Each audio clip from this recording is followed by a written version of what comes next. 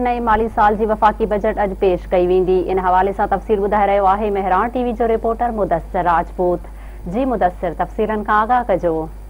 जी, जीअं त अॼु शाम जो 4 बजे क़ौमी असम्बली जे इजलास में वफ़ाक़ी वज़ीर हमाद अज़हर अॼु साल 2020-21 जो वफ़ाक़ी बजट पेश कंदो। तक़रीबन 7,600 अरब रुपए जे तस्वीनो बजट जो लगायो वियो आहे। तक़रीबन 3,000 अरब रुपए जो इन में खसारो ॿुधायो वियो आहे। जॾहिं त ज़रीन जो इहो चवणु आहे त अॼु जो जेको बजट आहे जंहिंमें टैक्स रेवन्यू जो जेको टारगेट आहे वो 4,900 अरब खां मथे जो रखियो वेंदो। छाकाणि त जेको कल इक़्तिसादी सर्वे जेको पेश थियो हुन में इहो ॿुधायो वियो त जेको टैक्स रेवन्यू जो टारगेट हो उहो मुकमल न थी सघियो। तक़रीबन 3,900 अरब रुपए जो टैक्स गॾु थियो आहे ऐं 700 खां 800 अरब रुपए जो खसारो थियो आहे।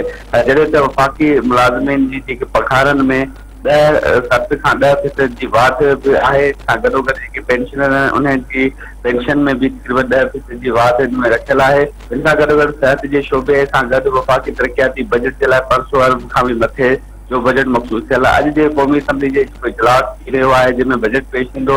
इन में तक़रीबन 356 सीटूं क़ौमी असम्बली जे ऐवान में मौजूद हूंदियूं आहिनि, पर उन्हनि सीटनि खे घटि करे तक़रीबन 86 सीटूं रखी वियूं आहिनि ऐं वफ़ाक़ी बजट जेको अॼु पेश थींदो उन जे लाइ ख़ुसूसी SOPs भी ठाही वयूं आहिनि।